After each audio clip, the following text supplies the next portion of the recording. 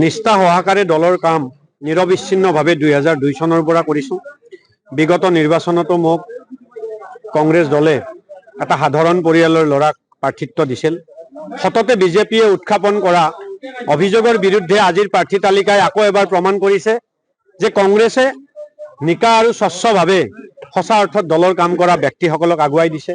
তাৰ অৰ্থ এইটো নহয় যে যিসকলে পোৱা নাই তেখেতসকলে কাম কৰা নাই। আজি আমাৰ সমষ্টিতো 3জন প্ৰাৰ্থী দাবীদাৰ আছিল। সকলোৱে দলৰ লগত বিভিন্ন ধৰণে জড়িত।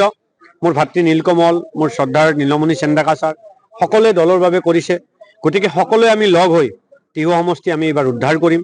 আৰু প্ৰথমতে মই আমাৰ দলৰ নেতৃত্ব নিখিল ভাৰত কংগ্ৰেছ কমিটিৰ সন্মানীয় সভাপতি মল্লিকাৰ্জুন খাৰ্গে ডাঙৰীয়া, আমাৰ বিৰোধী দলৰ দলপতি ৰাহুল গান্ধী ডাঙৰীয়া, আমাৰ স্ক্ৰিনিং কমিটিৰ চেয়াৰমেন সাংসদ প্ৰিয়ংকা গান্ধী ডাঙৰীয়ানী, সাধাৰণ সম্পাদক নিখিল ভাৰত কংগ্ৰেছ কমিটি জিতেন্দ্ৰ সিং ছাৰ, আমাৰ অসম প্ৰদেশ কংগ্ৰেছ কমিটিৰ বলিষ্ঠ নেতা অসম প্ৰদেশ কংগ্ৰেছ কমিটিৰ সভাপতি গৌৰৱ গগৈ ডাঙৰীয়া, বিৰোধী দলৰ শক্তিশালী দলপতি দেৱব্ৰত শইকীয়া ডাঙৰীয়া, পৃথ্বীৰাজ প্ৰভাকৰ সাথে ডাঙৰীয়া, সকলো নেতৃত্বক মই মোৰ তৰফৰ পৰা আন্তৰিক ধন্যবাদ জ্ঞাপন কৰিছোঁ। আৰু এই বিগত যোৱা নিৰ্বাচনত পৰাভূত হোৱাৰ পিছত 5 বছৰে যিসকল কৰ্মীয়ে মোৰ লগত আৰু দলৰ লগত থাকি দলৰ সংগঠন কৰাত যিসকলে সহযোগ কৰি আজি এই ঠাইত আমি সকলোৱে একগোট হোৱাত সহায় কৰিছে, প্ৰতিজন কৰ্মীকো আজি এই মঞ্চৰ পৰা ধন্যবাদ জ্ঞাপন কৰিছোঁ। আৰু লগে লগে নৱগঠিত টিহু সমষ্টি এটা এইবাৰ সম্পূৰ্ণ নতুন সমষ্টি। 5টা সমষ্টিৰ ভোট সংযোগ হৈ এই টিহু সমষ্টি হৈছে। ধৰ্মপুৰৰ পৰা অধিক ভোট 1 লাখ ভোট আজি এই সমষ্টিটোত আছে। তাৰপিছত টিহু অঞ্চলৰ পৰা প্ৰায় 75,000 ভোট, বৰক্ষেত্ৰী সমষ্টিৰ পৰা প্ৰায় 26,000 ভোট, আৰু নলবাৰী সমষ্টিৰ পৰা মাত্ৰ এটা অংশ ইয়াত যোগ হৈছে। আৰু টিহু সমষ্টিত বৰমা আৰু পাটাচাৰকুছি টিহু ব্লকত 2টা ঠাইৰ পৰা আহিছে। গতিকে এটা সুন্দৰ সমাহাৰ, নতুন সমষ্টি, নতুন চিন্তা, নতুন সমস্যা। গতিকে আমি এটা কথা ক'ব খুজিছোঁ, নতুন সমস্যা নতুন মুখ হ'ব লাগে। এখন মুখ বহু বছৰ বছৰ ধৰি চলি আছে, যিখন মুখ ৰাইজে এইবাৰ টিহু সমষ্টিৰ পৰা অলপ নতুনত্ব সুবিধা দিব লাগে। মই আবেদন কৰিছোঁ, মই নমস্কাৰ কৰি টিহু সমষ্টিবাসী ৰাইজক মই অনুৰোধ কৰিছোঁ যে আপোনালোকে দল মতৰ ঊৰ্ধত থাকি আমি মধ্যবিত্ত পৰিয়ালৰ এজন ল'ৰা, আমি ষ্ট্ৰাগল কৰি আছোঁ বছৰ বছৰ ধৰি। আমাৰ মুখখনলৈ চাই এবাৰ আমাক আশীৰ্বাদ দিয়ক। আমি কি কৰিব পাৰোঁ ৰাইজে এবাৰ চাওক। ভোট দিয়াৰ পিছত, ভোটটো লৈ গুৱাহাটীত গুচি যোৱাৰ পিছত দিনৰ পিছত দিন বিধায়কজনক লগ পাবলৈ ৰৈ থাকিব লাগে। চন্দ্ৰমোহন পাটোৱাৰী ছাৰক ৰাতি 2টা বজাত লগ কৰিব লাগে, আমি অভিযোগ শুনো। তেনেকুৱা এজন মানুহ লাগিব নে নিজে গাঁৱত বিচাৰি গৈ ৰাইজৰ সমস্যা শুনা মানুহ লাগিব? সেই বিচাৰটো এইবাৰ ৰাইজে কৰিব বুলি আশা ৰাখিছোঁ। টিহুবাসী ৰাইজৰ প্ৰতিও মোৰ যথেষ্ট ধন্যবাদ আছে। আজিও মই মাখিবাহা, টিহু, জলখানা বিভিন্ন ঠাইত গৈছোঁ, কঁঠালমৰা। গতিকে সকলো ঠাইৰ মানুহে মোক বহুত আদৰ সাদৰ দলৰ ৰাজনীতিৰ ঊৰ্ধত থাকি কৰিছে। আজি পুৰণা ধৰ্মপুৰত মই বহু মানুহৰ লগত দলৰ ঊৰ্ধত, ৰাজনীতিৰ ঊৰ্ধতো ব্যক্তিগত সম্পৰ্ক মোৰ গঢ় লৈ উঠিছে। আশা ৰাখিম সকলোৱে সহযোগ কৰিব। পূৰ্বৰ বৰক্ষেত্ৰী অঞ্চলত কংগ্ৰেছৰ শক্তিশালী ভেটি আছে। তাৰ উপৰিও বহু ব্যক্তি যিসকলে আমাৰ ৰাজনৈতিক দলৰ লগত জড়িত নাই, অথচ আমি সকলোকে নিবেদন কৰিছোঁ যে আমাক এইবাৰ অন্তৰেৰে সহায় কৰক। গতিকে মই এটাই কথা ক'ব খুজিম, নতুন সমষ্টি, নতুন নাম, নতুন সমস্যা, আৰু সমস্যা সমাধানৰ বাবে নতুন মুখৰ চিন্তা কৰক। মই বিশেষ একো নকওঁ। দলৰ জ্যেষ্ঠ নেতা চন্দ্ৰমোহন পাটোৱাৰী ছাৰলৈ আমাৰ যথেষ্ট শ্ৰদ্ধা আছে, কিন্তু বিগত 10 বছৰত মন্ত্ৰী হৈ অসমৰ ভিতৰত আটাইতকৈ বিফল মন্ত্ৰী যদি তেখেত হৈছে চন্দ্ৰমোহন পাটোৱাৰী ডাঙৰীয়া।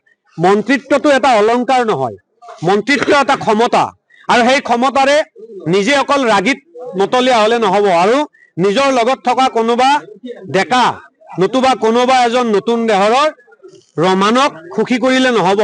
সমষ্টিটোত 2জন ব্যক্তি সুখী কৰি এটা সমষ্টি নচলে। সমষ্টিটোৰ ৰাইজৰ চুকে কোণে সমস্যাবিলাকৰ বুজ ল'ব লাগিব, যিটো ক্ষেত্ৰত মাননীয় মন্ত্ৰী চন্দ্ৰমোহন পাটোৱাৰী ডাঙৰীয়া 100% বিফল।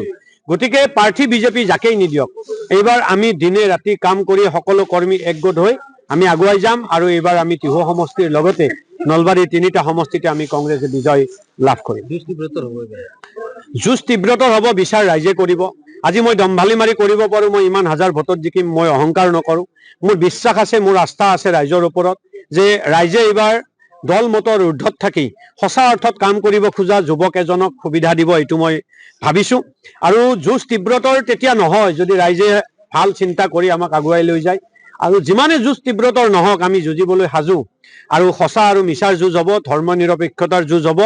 আৰু আমি অলপ আগতে এই কথাটো ক'লো যে অকল হিন্দু মুছলিমৰ ৰাজনীতিয়ে নহয়, তেখেতসকলে দুখীয়া আৰু ধনীৰো ৰাজনীতি কৰিছে। ধনীসকলক ধনী কৰি নিয়াৰ প্ৰতিযোগিতা কৰিছে, দুখীয়াসকলক এটা জাগাত বান্ধি ৰখাৰ ব্যৱস্থা কৰিছে।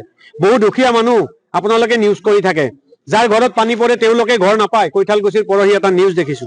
আৰু যিসকলে বিজেপি কৰে অথচ বহুত ধনী, পকী ঘৰ থকাৰ পিছতো কাষৰ বেলেগ ঘৰ এটাৰ ফটো মাৰি দি তেওঁলোকে আকৌ ঘৰ আবণ্টন কৰে।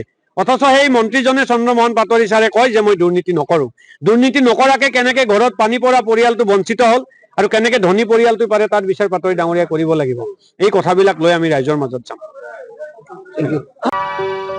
আপুনি বাৰু হাড়ৰ সমস্যাৰ কাৰণে পাটনালৈ যাবলৈ চিন্তা কৰি আছে নেকি? এতিয়া আৰু চিন্তা নাই।